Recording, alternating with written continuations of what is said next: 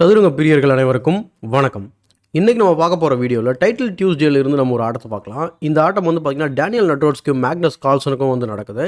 எந்த ஒரு டிலேவும் இல்லை போய் கேமை பார்க்கலாம். அதுக்கு முன்னாடி ஒரே ஒரு ரெக்வஸ்ட் என்ன அப்படின்னா, சேனல் நீங்கள் புதுசாக பார்த்துட்டீங்க அப்படின்னா சப்ஸ்கிரைப் பண்ணிட்டு பெல் பட்டனை ப்ரெஸ் பண்ணி வச்சுக்கோங்க.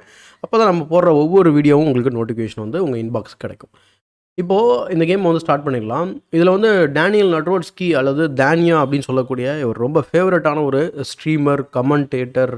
ஸோ இந்த மாதிரி அவரை பற்றி சொல்லிக்கிட்டே போகலாம். அவர் வந்து யூடியூப்பில் அதாவது இவர்கிட்டேருந்து கற்றுக்கிட்டது நான் கற்றுக்கிட்டதே எக்கச்சக்கமான விஷயங்கள். ஸோ அந்தளவுக்கு யூடியூப்பில் நிறைய விஷயங்கள் வந்து பார்த்திங்கன்னா அவர் அப்லோட் பண்ணியிருக்காரு மணிக்கணக்கில். ஸோ அவரோட சேனல் நீங்கள் தாராளமாக செக் பண்ணி பார்க்கலாம். அவரோட பேர் தான் அவருடைய சேனல் நேமு டேனியல் நட்ரோட்ஸ்கி. நீங்கள் போட்டிங்கனாலே வரும். சூப்பரான ஒரு யூடியூப் சேனல். நான் ரொம்ப ஸ்ட்ராங்காக ரெக்கமெண்ட் பண்ணுற ஒரு யூடியூப் சேனல்னு சொல்லலாம். ஸோ தாராளமாக நீங்கள் பார்க்கலாம். வித் ஒயிட் பீசஸ் அவர் வந்து கேம் வந்து அவர் E4 வந்து ஓப்பன் பண்ணுறாரு. மேக்னஸ் கால்ஸ் வந்து C5 ரிப்ளை பண்ணுறாரு. அதுக்கு வந்து பார்த்திங்கன்னா ஒரு அலப்பின் வேரியேஷன். இந்த ஓப்பனிங் வந்து நிறைய பேருக்கு அதாவது இவங்க 2 பேருக்கு இடையில் நடந்த ஏற்கனவே ஒரே ஒரு ஆட்டை நான் வந்து போட்டிருக்கேன். ஷார்ட்ஸ் வீடியோவை போட்டுருவேன். அது கிட்டத்தட்ட வந்து பார்த்திங்கன்னா ஒரு 2 வருஷம் இருக்கும்னு நினைக்கிறேன். அதில் வந்து பார்த்திங்கன்னா 9 மூலை வந்து மேக்னஸ் கால்ஸ் வந்து தோற்றுருப்பார். இதே ஓப்பனிங் தான் ஆடிருப்பார். ஸோ அதே மாதிரியான சேம் ஐடியா தான் எப்போ பார்த்தாலும் டேனியல் நட்ரோட்ஸ்கி வந்து மேக்னஸ் கிட்ட வந்து ட்ரை பண்ணிக்கிட்டு இருக்காரு. ஸோ E5, நைட் F3, அதுக்கப்புறம் நைட் C6, பிஷப் C4, அதுக்கப்புறம் night F6, just E4 attack பண்ணுறாரு. ஸோ நைட் டு G5 போயிட்டு இங்கே டபுள் அட்டாக் பண்ணுறதுக்கு முயற்சி பண்ணுறாரு. அதனால் பான் டு D5, பான் டு D5க்கு அப்புறம் E takes D5. சிசிலியன் டிஃபென்ஸில் கூட நம்ம ஃப்ரைட் லிவர் அட்டாக் வர வைக்கலாம் அப்படின்றது இந்த ஓப்பனிங்கை பார்த்தா தான் நமக்கு தெரியுது. ஏன்னா நைட் டேக்ஸ் D5க்கு அப்புறம் இந்த இடத்துல வந்து பார்த்திங்கன்னா டேனியல் நட்ரோட்ஸ்கி வந்து பான் டு D4 வந்து விளையாடுறாரு. ஏன்னா இந்த இடத்துல நைட் வந்து அட்டாக்ல இருக்குது இல்லைங்களா. ஸோ அதனால் பான் டு D4 ரொம்ப அவசியமாக ஆடியே ஆகணும். C takes D4 விளையாடுனதுக்கப்புறம் இங்கே நம்ம ஏற்கனவே மென்ஷன் பண்ண மாதிரி நீங்கள் ஃப்ரைட் லிவர் வந்து ட்ரை பண்ணுறதுனா ட்ரை பண்ணலாம். So king takes F7 and then queen F3 check, king E6 and then game continues. ரொம்ப ரிஸ்க்கான வேரியேஷன் அப்படின்னு சொல்லலாம். ஏன்னா பிளாக் வந்து ஹோல் பீஸ் அப்பில் இருக்கிறாரு. பட் மிடில் ஆஃப் த போர்டில் கிங் இருக்குது அப்படிங்கிறதுனால நிறைய காம்பன்சேஷன் வந்து ஒயிட்டுக்கு கிடச்சிருக்கு. லைக் வந்து பார்த்திங்கன்னா கேசல் பண்ணலாம், பிஷப்பை வேகமாக கொண்டு வரலாம், like even bishop to G5 கூட கொண்டு வரதுக்கு முயற்சி பண்ணலாம். சம்டைம்ஸ் நைட்டை வேகமாக கொண்டு வந்துட்டு ரூக்கை வந்து E5 கொண்டு வந்துட்டு ஈஸியாக அட்டாக் கேரி அவுட் பண்ணலாம். இவ்வளவும் பண்ணும்போதும் பிளாக்கால் வந்து அந்தளவுக்கு வேகமாக வந்து டெவலப்மெண்ட்டை கம்ப்ளீட் பண்ணி ஹோல்ட் பண்ண முடியுமான்றது தெரியல ப்ராக்டிக்கலாக. பட் இது வந்து பார்த்திங்கன்னா ஈக்குவல் கேம் தான். பட் கேமில் வந்து அவர் குயின் F3 தான் விளையாடுறாரு. Just threatening check mate in 1. So bishop E6 போட்டு அதை பாதுகாப்பு கொடுக்குறாரு. Knight takes E6, F takes E6. டெம்பரரியாக இப்போ பார்த்தீங்கன்னா மேக்னஸ் வந்து ஒரு பான் அப்பில் இருப்பார். நீ பான் அப்பில்னா என்ன வேணா இருன்னு சொல்லிட்டு அவர் சிம்பிளாக வந்து கேன்சல் பண்ணிடுறாரு. கேன்சல் பண்ணி முடிச்சதுக்கப்புறம் பிஷப் டு C5, அடுத்து knight to D2. Knight to D2க்கு அப்புறம் குயின் டு D7 டெவலப் பண்ணுறாரு. I think queen side cancel பண்ணுறதுக்கான முயற்சியாக இருக்கலாம். பட் இங்கே வந்து நைட் E4 போட்டு எதுக்கு அவ்வளோ அவசரம், இருங்க போகலாம் அப்படின்னு சொல்கிறாரு. ஏன்னா பிஷப் அட்டாக்ல இருக்குது. So bishop to B6. இது வச்சு முடித்த உடனே அவர் என்ன பண்ணுறாரு, குயின் H5 செக் கொடுக்குறாரு. ரொம்ப ஸ்ட்ராங்கான மூவ் இது ஆக்சுவலாக. ஏன் ஸ்ட்ராங்கான மூவ் அப்படின்னா இந்த இடத்துல நேச்சுரலான மூவ் வந்து பார்த்திங்கன்னா G6. அதுதான் வந்து பெஸ்ட் மூவும் கூட. இது வந்து பார்த்திங்கன்னா மேக்னஸ் வந்து ஏன் வந்து கிங்கை மூவ் பண்ணுறாருன்ற ஒரு விளக்கம் ரொம்ப சூப்பராக இருக்கும். இதுக்கப்புறம் சப்போஸ் G6 இல்லைனா queen H3 and then R queen H4 கூட விளையாடலாம். பாயிண்ட் என்ன அப்படின்னா இந்த இடத்துல G6 வந்து பார்த்திங்கன்னா F6 ஸ்கொயரை வீக் பண்ணுது. இந்த காரணத்தினால மேக்னஸ் வந்து பார்த்திங்கன்னா ப்ரொஃப்ளாக்டிக்காக கிங்கை மூவ் பண்ணிக்கிறாரு. ஏன்னா எனி டைம் வந்து இந்த நைட்டை கேப்சர் பண்ணும்போது இந்த இடத்துல வந்து நம்ம G6 பான் இல்லாத போது 4க்கு வரும். அது எப்படினாலும் நடக்கும் அப்படிங்கிறத அவர் உணர்றாரு. அதனால் வந்து மூவ் பண்ணிக்கிறாரு. ஸோ பிஷப் டு B5 போட்டு திரும்ப அந்த நைட்டை வந்து பின் பண்ணி வெட்டிட்டு E5 பானை வெட்டலான்னு சொல்லி பார்க்குறாரு. இப்போ என்ன இதில் அச்சீவ் பண்ணியிருக்கிறாரு டேனியல் நட்ரோட்ஸ்கி அப்படின்னா அவரோட கிங்கை வந்து பர்மனெண்ட்டாக சென்டரில் வச்சுக்கிறதுக்கு ஒரு பிளான் பண்ணிட்டாரு. இனிமேல் வந்து பார்த்திங்கன்னா பீஸை வச்சு யூஸ் பண்ணி அவரை அட்டாக் பண்ணணும். எப்படி கேரி அவுட் பண்ணுறாரு அப்படின்றத பாருங்கள். Queen to E8. So queen trade பண்ணலாமா அப்படிங்கிற ஒரு கேள்வி. கண்டிப்பாக பண்ணக்கூடாது. ஏன்னா இது பண்ணோம் அப்படின்னா பிளாக்கு தான் பெனிஃபிட்டு. ஸோ ஆப்வியஸ்லி பண்ணக்கூடாது. So queen to G5 check கொடுக்குறாரு. அதுக்கு பதில் okay queen to G5 check ரொம்ப ஸ்ட்ராங்கான மூவ். ஏன்னா G7 அட்டாக் பண்ணுறோம், E5 பானையும் திரும்ப அட்டாக் பண்ணிக்கிட்டு இருக்கோம். கிங் வந்து C7 போயிடுறாரு. C7 போனதுக்கப்புறம் அவர் C4 போட்டு அந்த நைட் அட்டாக் பண்ணுறாரு. ஓகேங்களா. இந்த நைட்டை அட்டாக் பண்ண உடனே அவர் என்ன பண்ணுறாரு, குயின் ட்ரேட் பண்ணலான்னு சொல்லி வராரு. பட் இந்த நிலையில் நீங்கள் பிஷப் இன்ட்டு C6 ரொம்ப ஸ்ட்ராங்காக இருக்கும். அதுக்கான முக்கியமான காரணம் என்ன அப்படின்னா நீங்கள் குயினால் வெட்டினீங்க அப்படின்னா குயின் டேக்ஸ் G7 ரொம்ப ஸ்ட்ராங்கான மூவாக இருக்கும். நீங்கள் கிங்கால் தான் வெட்டி ஆகணும். ரொம்ப பிரேவான சாய்ஸ் தான். பட் இருந்தாலும் இதுதான் best choice. Queen tax E5 threatening to give multiple sex. அப்போ நீங்கள் அதை சேவ் பண்ணணும் அப்படின்னா பிஷப் C7 ஆடியே ஆகணும். அப்போ குயின் டேக்ஸ் D4. அதாவது நம்ம கொடுத்த பான் மட்டும் இல்லாமல் நம்ம எக்ஸ்ட்ராவும் ஒரு பானை வெட்டிட்டோம். அது மட்டும் இல்லாமல் கிங்கோட பொசிஷனை பார்த்தாலே தெரியும் உங்களுக்கு ரொம்ப வீக்காக இருக்குது அப்படின்னு சொல்லிட்டு. பட் கேமில் வந்து அவர் C4 ஆடுறாரு.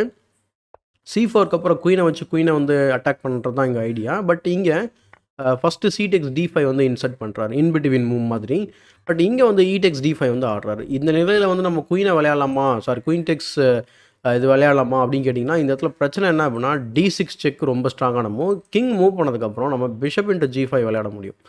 அதுக்கப்புறம் இந்த பானை நீங்கள் திரும்ப வெட்ட முடியுமா அப்படிங்கிறது உண்மையாகவே தெரியல. ரொம்ப வீக்கான பான் தான், பட் இருந்தாலும் அதை வெட்டுறது ரொம்ப கஷ்டம்.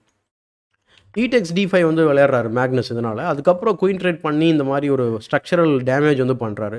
அதுக்கப்புறம் நைட் டு G5 போகிறாரு. நைட் டு G5 போயிட்டு எங்கேயாவது லேண்ட் ஆகி ஃபோர்க் பண்ணலாமா அப்படிங்கிறது தான் ஐடியா. ஆல்ரெடி த்ரெட் என்ன அப்படின்னா bishop into C6 and then night to F7 fork பண்ணுற மாதிரியான ஒரு ஐடியா. பட் ஓகே, நம்ம வந்து ரூக் A5 இருக்குது. ஸோ இந்த மாதிரிலாம் இருக்குது அப்படிங்கிறது தான் ஐடியா. பட் கேமில் வந்து ரூக் E8 வந்து விளையாடுறாரு இந்த பானை பாதுகாப்பு கொடுக்கறதுக்கு. பிஷப் டு D2 ஃபைனலாக பிஷப்பை டெவலப் பண்ணிடுறாரு. A6 A6க்கு அப்புறம் bishop A4, rook HF8, rook HF8க்கு அப்புறம் G3 விளையாடுறாரு. இந்த இடத்துல ஒரு முக்கியமான விஷயம் நம்ம நோட் பண்ண வேண்டிய ஒரு விஷயம் என்ன அப்படின்னா, நம்ம நேற்றுக்கு வந்து பார்த்திங்கன்னா நம்ம மேக்னஸ் கால்சனுக்கும் ஹான்ஸ் நீமனுக்கும் நடந்த ஒரு ஆட்டத்தை பார்த்துருப்போம். அதுக்கும் இதுக்கும் ஒரே ஒரு என்ன சொல்கிறது, ஒரு சிமிலராக இருக்கக்கூடிய விஷயம் என்ன அப்படின்னு சொல்லி நம்ம பார்த்தோன்னா, இந்த டபுள்டு பாஸ்பான் வந்து பார்த்திங்கன்னா D5 இருக்குது. இதுதான் வந்து மேக்னஸ் இருக்க ஒரே ஒரு என்ன சொல்கிறது point of playing this game அப்படின்னு சொல்லலாம். அதை தவிர்த்து அவருக்கு எந்த ஒரு அட்வான்டேஜுமே கிடையாது. இதை எப்படியாவது அவர் கரை சேர்க்கணும் அப்படிங்கிறது அவரோட கோலாக இருக்கும். இதை தடுத்துட்டு நான் வந்து பெட்டராக இருக்கேன் அப்படிங்கிறத இவர் ப்ரூஃப் பண்ணணும். இன் டர்ம்ஸ் ஆஃப் பான் ஸ்ட்ரக்சரும் சரி, பீஸ் பொசிஷனும் இவர் வந்து பெட்டராக இருக்கார். பிஷப் பேர் வேறு வச்சிருக்காரு. ஸோ இதுதான் வந்து இந்த கேம் வந்து பார்த்திங்கன்னா ஒரு ஸ்ட்ராட்டஜிக் பேட்டிலாக வந்து ஃபர்தராக வந்து போக போகுது. அதுக்கு முன்னாடி ஒரே ஒரு ரிமைண்டர் என்ன அப்படின்னா, நம்ம டோர்னமெண்ட்டை வந்து பார்த்திங்கன்னா நம்ம சண்டே கண்டக்ட் பண்ணுறோம் இல்லைங்களா, அது இந்த சண்டேவும் நடக்க போகுது 24th March. இன்கேஸ் நீங்கள் இன்ட்ரெஸ்ட்டாக இருந்தீங்க அப்படின்னா நீங்களும் வந்து கலந்துக்கலாம். மற்றவங்களுக்கு யாருக்காவது தேவைப்பட்டால் கண்டிப்பாக வந்து இந்த விஷயத்தை மற்றவங்களுக்கு பகிருங்க. இப்போ இந்த கேமை கன்டினியூ பண்ணுவோம். G3க்கு அப்புறம் மேக்னஸ் வந்து D3 விளையாடுறாரு. D3 விளையாண்டுட்டு இந்த பிஷப்போடைய டயகனல் ஓப்பன் பண்ணுறாரு. அது மட்டும் இல்லாமல் அடுத்து E4ம் ப்ரிப்பேர் பண்ண போகிறாரு. E4 ப்ரிப்பேர் பண்ணால் அந்த நைட்டுக்கு எஸ்கேப் ஸ்கோரே இருக்காது. ஸோ ரூக் C1 வந்து ட்ரை பண்ணி இந்த நைட்டுக்கு மேலே இன்னும் கொஞ்சம் ப்ரெஷரை பில்டப் பண்ணுறாரு. அதுக்கப்புறம் கிங் D6 இமீடியட்டாக போயிடுறாரு. கிங் டு G2க்கு அப்புறம் E4. ஏன்னா இந்த ஸ்கொயர் வந்து பார்த்திங்கன்னா அவர் கண்ட்ரோல் பண்ணணும்னு நினைக்கிறாரு. பட் ஆல்ரெடி வந்து அந்த பானை புஷ் பண்ணி அவர் எடுத்துக்கிறாரு. ஸோ பிஷப் F4 செக் கொடுக்குறாரு. இங்கே வந்து மேக்னஸ் வந்து கிங்கை வந்து மூவ் பண்ணணும். எக்ஸாம்பிள் கிங் டு D7 வந்து போகலாம். அதுக்கப்புறம் நம்ம நைட்டை வந்து கேமுக்குள்ளே கொண்டு வரலான்னு வச்சுக்கோங்களேன். லைக் நைட்டை வந்து நைட் H3 அது மூலயமா வந்து கேமுக்குள்ளே கொண்டு வரதுக்கு முயற்சி பண்ணலாம். அப்படி இல்லைனா ரூக் D1 வந்துட்டு ஜஸ்ட் வெயிட்டிங் மூவ் மாதிரி விளையாடலாம். ஜஸ்ட் வெயிட் பண்ணலாம், பிளாக் நீங்கள் என்ன தான் பண்ண போகிறீங்க அப்படின்னு சொல்லிட்டு. ஆனால் இந்த நிலையில் வந்து பார்த்திங்கன்னா மேக்னஸ் வந்து சிம்பிளாக வந்து ரூக்கே சாக்ரிஃபைஸ் பண்ணிடுறாரு. அவர் ஏன் கான்ஃபிடென்ட்டாக இந்த மாதிரி பண்ணுறாரு அப்படின்னு கேட்டிங்கன்னா, இந்த ஸ்ட்ரக்சரை வச்சு தான் அவர் பண்ணுறாரு. ஓகேங்களா. இதுக்கு முன்னாடி வந்து சில நகர்வுகளுக்கு முன்னாடி வந்து பார்த்திங்கன்னா இது வீக் பானாக இருந்தது. இப்போ வந்து பார்த்திங்கன்னா ஸ்ட்ராங்கான பாஸ் பானாக வந்து மாறி இருக்குது. அதுவும் இந்த பான் ஜஸ்ட் 2 மூவ்ஸில் குயின் ஆக போகுது. ஆனால் வந்து பார்த்திங்கன்னா ஒயிட் வந்து பெட்டர்னு சொல்லி கம்ப்யூட்டர் வந்து படிச்சுக்கிட்டு இருக்குது. பட் அது எப்படின்னு தெரியல. Let's see. Rook F8, knight H3 defending the pawn. Knight to D4 வராரு. நைட் டு D4க்கு அப்புறம் பிஷப் வந்து பார்த்திங்கன்னா சூப்பரான ஒரு ஸ்கொயர். இது வந்து பார்த்திங்கன்னா ஸ்டார்டிங் பொசிஷன் மாதிரி தெரியும் பிஷப்புக்கு. ஆனால் அது தேவைப்படுற முக்கியமான ஸ்கொயர்ஸை எல்லாத்தையுமே கவர் பண்ணுது. நைட் E6 போன உடனே அவர் வந்து பார்த்திங்கன்னா அவங்களுக்கு கிளியராக தெரியும் அந்த வீக் பண்ண டார்கெட் பண்ணிக்கிட்டே இருக்கிறாரு. கிங் மூலயமா அதை திரும்ப டிஃபெண்ட் பண்ண உடனே திரும்ப ஒரு வழி கண்டுபிடிக்கிறாரு புதுசாக அட்டாக் பண்ணுறதுக்கு. ஸோ பிஷப் டு D2 4க்கு வரப்போகுது. ஆக்சுவலாக நீங்கள் அதை தடுக்கவும் முடியாது. ஸோ அதனால் அவர் என்ன ட்ரை பண்ணுறாரு அப்படின்னா பிஷப் டு G4 போய்ட்டு நம்ம ஒரு டிஃபெண்டரை ரிமூவ் பண்ணிவிடுவோம், அவர் அட்டாக்கரை ரிமூவ் பண்ணிவிட்டால் நமக்கு வந்து ஈஸியாக இருக்கும்னு நினைக்கிறாரு. But bishop to D2 anyway வந்து ஆடுறாரு மேக்னஸ். அதுக்கப்புறம் rook D1 threatening the bishop. So bishop takes F4 வந்து செக்கோட வருது. அதனால் ட்ரேட் ஃபோர்ஸ் பண்ணுறாரு. நைட் டெக்ஸ் F4, அதுக்கப்புறம் rook to D2. Rook to D2க்கு அப்புறம் பான் டு D4 வந்து அட்வான்ஸ் பண்ணுறாரு. இந்த நிலையிலோட வந்து பார்த்திங்கன்னா ஆல்மோஸ்ட் ஒயிட்டுக்கு இருந்த அட்வான்டேஜ் எல்லாமே ஓரளவுக்கு சரிஞ்சிடுச்சு அப்படின்னு தான் சொல்லணும். ஆனால் மேக்னஸ் கிட்ட ஒரே ஒரு பிரச்சனை என்ன அப்படின்னு சொல்லி பார்த்தீங்கன்னா, அவர் வந்து எக்ஸ்சேஞ்ச் டவுனாக இருக்கிறாரு.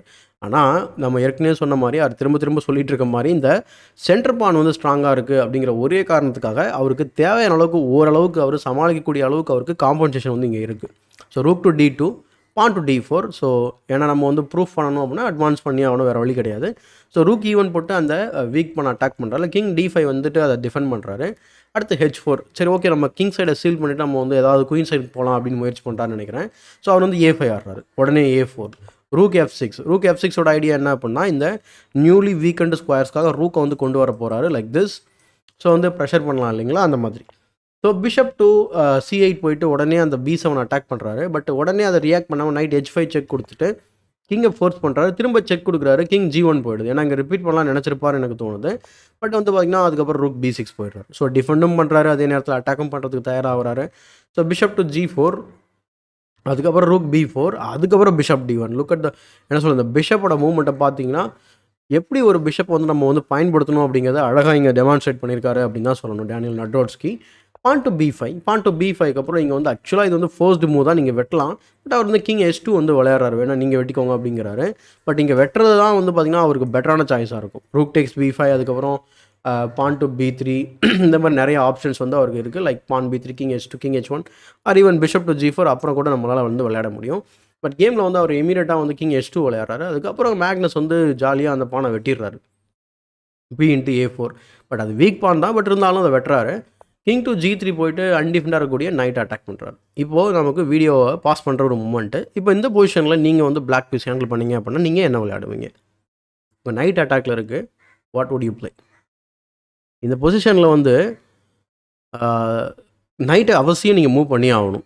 ஏன்னா நைட்டுக்கு பாதுகாப்பு உங்களால் கொடுக்க முடியாது. ஆனால் அதை கொடுக்குறதா நினச்சி தான் மேக்னஸ் வந்து இந்த நிலையில் ஆக்சுவலாக கேமை வந்து பிளண்டர் பண்ணிடுறாரு, king to E5. So self winning அப்படிங்கிறது ஒரு மோசமான ஒரு ஒரு ஒரு நம்மளே வந்து ஒரு டாக்டிக்குள்ளே போய் மாட்டுறது தான் இந்த செல்ஃப் வின்னிங் அப்படிங்கிற கான்செப்ட்டு.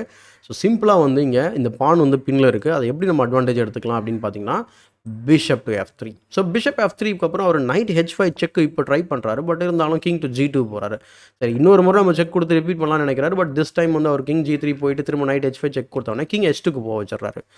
இப்போ திரும்ப அவர் நைட் F6 வந்து அந்த பானுக்கு டிஃபென்ஸ் கொடுக்குறாரு. பட் இருந்தாலும் அந்த பான் வந்து பார்த்திங்கன்னா வெட்டிடலாம். காரணம் என்ன அப்படின்னா உங்கள் நைட் அந்த இடத்துக்கு வரப்போது, அதுக்கப்புறம் F3 மூலயமா அந்த பானை நம்ம ஈஸியாக வந்து கேப்சர் பண்ணிடலாம். ஸோ கிங் F4 ட்ரை பண்ணுறாரு. பட் இருந்தாலும் இந்த இடத்துல நம்ம ரூக்கால வெட்ட போகிறது கிடையாது. ரூக்கால வெட்டினாலுமே வின்னிங் பொசிஷன் தான். பட் F takes E4 ஒரு சூப்பரான ஒரு பாஸ் பண்ணி இவராகவே கிரியேட் பண்ணிடுறாரு. அது மட்டும் இல்லாமல் இந்த 2 பான் வந்து பார்த்திங்கன்னா இப்போ கொஞ்சம் யூஸ்லெஸ்ஸாக மாறி இருக்குது அப்படின்னு தான் சொல்லணும். ஏன்னா முன்னே இருந்த ஸ்ட்ரக்சர் வேறு, இப்போ இருக்க ஸ்ட்ரக்சர் வேறு. இப்போ டபுள்டு பானாக இருக்குது. அது மட்டும் இல்லாமல் மேக்னஸ் வந்து பார்த்திங்கன்னா ஒரு ஹோல் ரூக் டவுனாக இருக்கிறாரு. அதுக்காக ஒரு காம்பன்சேஷன் வந்து பார்த்திங்கன்னா ஐ திங்க் இவர்கிட்ட 3 பான் இருக்குது, அவர்கிட்ட 6 பான் இருக்குது. பட் அந்த பான் ஸ்ட்ரக்சர் பற்றி நம்ம விவரிக்க வேண்டியதில்லை, அவ்வளோ மோசமான பான் ஸ்ட்ரக்சர் தான் அது. பட் கேம் எப்படி கண்டினியூ ஆகுது அப்படிங்கிறத பார்க்கலாம். King E5, king G3, rook B3. Obviously நம்ம வந்து இந்த இடத்துல வெட்டணும் அப்படின்னு சொன்னாக்கா, இந்த பானை வெட்டணும் அப்படின்னா பெரிய பிளண்டராக இருக்கும். கிங்கை மூவ் பண்ணுறாரு, அதனால தான். ஏன்னா B2 பான் போயிடும். ரொம்ப ரொம்ப முக்கியமான ஒரு பேஸ் பாயிண்ட் அது. ஸோ கிங் F3, A3க்கு அப்புறம் B × A3, ரூக் × A3, அதுக்கப்புறம் rook ED1. Rook C3 try பண்ணுறாரு. பட் திஸ் டைம் சிம்பிளாக கேப்சர் பண்ணுறாரு. ரூக் C4, அதுக்கப்புறம் ரூக் B1, ரூக் C5, அதுக்கப்புறம் ரூக் டு B8, A4 ஆடுறாரு. பட் இதுக்கப்புறம் ரூக் E8 செக் கொடுத்தோன்னே இங்கே ரிசைன் பண்ணிடுறாரு. முக்கியமான காரணம் என்ன அப்படின்னா இந்த இடத்துல நீங்கள் இந்த பானுக்கு பாதுகாப்பு கொடுக்குறது ரொம்ப ரொம்ப கடினமான ஒரு விஷயமா இருக்கும். King to D6, king to F6 எங்கே போனாலுமே நம்ம செக்கு கொடுத்து வெட்டிக்கலாம். அல்லது நீங்கள் இங்கே போகிறீங்க, எக்ஸாம்பிளுக்கு நீங்கள் கிங் F6 போகிறீங்க அப்படின்னா சிம்பிளாக டேரெக்டாகவே வெட்டிக்கலாம். இல்லை நான் A3 அட்வான்ஸ் பண்ணுவேன் அப்படின்னு சொன்னால் நம்ம ரூக்கை டபுள் பண்ணி அதுக்கப்புறம் கேப்சர் பண்ணிடலாம். எக்ஸாம்பிளுக்கு இப்போ நீங்கள் இதை டிஃபெண்ட் பண்ணவும் முடியாது. அப்படியே டிஃபெண்ட் பண்ணுறதா இருந்தாலும் கிங் F4 செக் கொடுக்க முடியும். அதுக்கப்புறம் நீங்கள் என்ன பண்ணுவீங்க அப்படிங்கிறது கிளியராக தெரியாது. மேபி லைக் ரூக் B3 விளையாடிங்க அப்படின்னா அடுத்து சிம்பிளாக வந்து இந்த ரூக்கை வந்து இங்கே வச்சு நம்ம ரூக்கை வந்து ட்ரேட் பண்ணிட்டு அடுத்து என் கேமுக்குள்ளே போய் ஈஸியாக, இதுவும் என் கேம் தான், பட் இருந்தாலும் இன்னும் சிம்பிளிஃபை பண்ணி ஈஸியாக வின் பண்ணிக்கலாம் அப்படிங்கிறதான் இங்கே இருக்கக்கூடிய ஐடியா. ஸோ இந்த இடத்துல அந்த செல்ஃப் வின்னிங் அப்படிங்கிற ஒரு கான்செப்ட்டில் வந்து பார்த்திங்கன்னா மேக்னஸ் வந்து ஆக்சுவலாக கேமை பிளண்டர் பண்ணிடுறாரு. இதனால் டேனியல் நட்ரோட்ஸ்கி வந்து பார்த்திங்கன்னா கேமை வின் பண்ணிடுறாரு. அதாவது டைட்டில் டியூஸ்டேயில் 2 எடிஷன் நடக்கும். நான் ஏற்கனவே மென்ஷன் பண்ணியிருப்பேன். ஒன்று இயர்லி எடிஷன், இன்னொன்று வந்து பார்த்திங்கன்னா லேட் எடிஷன். இப்போ நம்ம பார்த்துட்ருக்க இந்த ஆட்டம் வந்து பார்த்திங்க அப்படின்னு சொன்னாக்கா I think title Tuesday okay இங்கே கிளியராக போடலை. மேபி நம்ம இவங்களோட வெப்சைட்டே பார்க்கலாம். இது வந்து இயர்லி எடிஷன் வந்து பார்த்திங்கன்னா ஒரு இன்ட்ரெஸ்டிங்கான விஷயம் நடந்திருக்கு. உங்களுக்கு வந்து ஃபுல் ஸ்க்ரீன் தெரியாது, நான் வந்து உங்களுக்கு ஃபுல் ஸ்க்ரீன் வைக்கிறேன்.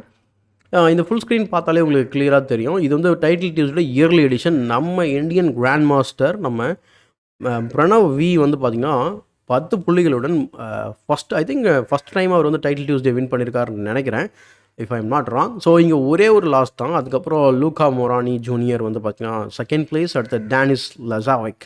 இதை பார்த்தா எப்படி இருக்குது அப்படின்னா இந்த அதாவது பிரணவ் அண்ட் டேனிஸ் லசாவிக் 2 பேருமே ரொம்ப ரொம்ப யங்கான ஒரு பிளேயர்ஸ். பட் எல்லாருமே சீனியர் பிளேயர்ஸ். ஈவன் நிஹால் கூட அவங்களோட ஒரு வயசுலையோ 2 வயசுலையோ வந்து பார்த்திங்கன்னா பெரிய பையன் தான் நினைக்கிறேன். அதுக்கு கீழே வந்து பார்த்திங்கன்னா மேக்னஸ் வந்து 2 லாஸ் சஃபர் ஆனதுனால, அதாவது யார் யார் கூட தோற்றுருக்காரு அப்படின்னு பார்க்கும்போது டென்னிஸ் லசாவிக் கூடையும் அலிரிசா ஃபிரூசான்னு சொல்லக்கூடிய பெட்டர் மார்க்ஸ் லைட்டோடையும் தோற்றுருக்கிறாரு. ஓகேங்களா, இது ஒன்று. இது வந்து இயர்லி எடிஷன். இப்போ லேட் எடிஷனில் வந்து பார்த்தீங்கன்னா டேனியல் நட்ரோட்ஸ்கியோட ஒரு ஆட்டம் வந்து தோல்வி அடைஞ்சு கூட மேக்னஸ் கால்சன் தான் வந்து இதில் ஃபர்ஸ்ட் பாயிண்ட், அதாவது என்ன சொல்கிறது, ஃபர்ஸ்ட் பிளேஸ் வந்து வந்திருக்கிறாரு. செகண்ட் பிளேஸ் வந்து பார்த்திங்கன்னா சூ ஜாங்யூ, அடுத்து வந்து பார்த்திங்கன்னா Arjun Erigaisi. So third place. அடுத்து எல்லாமே வந்து பார்த்திங்கன்னா நமக்கு கீழே லிஸ்ட்டு போயிட்டே இருக்கும். எனிவே பாயிண்ட் என்ன அப்படின்னா ஒரு ஆட்டம் தோற்று கூட ஃபஸ்ட் பிளேஸ் வந்திருக்காரு. பட் இன்னும் ஒரு ஆட்டம் தோத்தாக்கா அந்த மாதிரி வர முடியாது. அதான் ஃபஸ்ட் இயர்லி எடிஷன் நம்மளோட கம்பேரிசன் பண்ணோம். ஹிகாரு நாகமுரா என்னங்க ஆச்சு அப்படின்னு பார்க்கும்போது அவர் இந்த டோர்னமெண்ட்டில் சரியாக வந்து பர்ஃபார்ம் பண்ணலை. இங்கே அவரோட பர்ஃபார்மன்ஸை கூட நீங்கள் பார்க்கலாம் இங்கே. ஸோ ஃபார் சம் ரீசன் நம்ம வந்து இது கிளிக் பண்ணதுக்கப்புறமும் இங்கே மாறாமல் இருக்குது. ஏன்னா கிளிக் பண்ணால் மாறும். ஓகே, இங்கே வந்து பார்த்திங்கன்னா ஒரு 8.5 எடுத்துருக்கிறாரு. பட் இருந்தாலும் அவர் கீழே போயிட்டார். ஐ திங்க் ஒரு எடிஷன் தான் ஆடினார்னு நினைக்கிறேன். மேபி இயர்லியும் ஆடிருப்பார். ஏன்னா அவர் ஃபுல் டைம் ஜாபே இது தான். கண்டிப்பாக இயர்லி எடிஷன் ஆடிருப்பார்னு நினைக்கிறேன். ஆமாம், இயர்லி எடிஷன் ஆடிருக்காரு. ஆனால் அவர் வந்து பார்த்திங்கன்னா ஒரு ரொம்ப மோசமான ஒரு தோல்வி வந்து இங்கே தழுவிருக்கிறாரு. யார் கூட அப்படின்னு பார்க்கும்போது பிரணவ் கூட தோற்றுருக்காரு. அந்த எத்தனை மூவ் அப்படின்னு பார்த்தீங்கன்னா ரொம்ப ஷாக்கிங்காக இருக்கும். 22 மூவில் ரிசைன் பண்ணிடுறாரு. ரொம்ப கொடூரமான ஒரு கேம் ஆக்சுவலாக. ஓகே, ஸோ மேபி நம்ம இதை கிளிக் பண்ணி பார்த்துடலாம். ஜஸ்ட் இது மாட்டோம். ஓகே, வர மாட்டேங்குது. எனிவே, ஸோ அதுதான் ஏன் ஹிகாரு வந்து இங்கே வரல அப்படின்னா அவர் வந்து ஒரு பாயிண்ட்டோ இல்லை வந்து பார்த்திங்கன்னா ஒரு கேம் வந்து ட்ரா ஆனதுனாலையோ அவர் வந்து பார்த்திங்கன்னா அவரால் மேலே வர முடியல.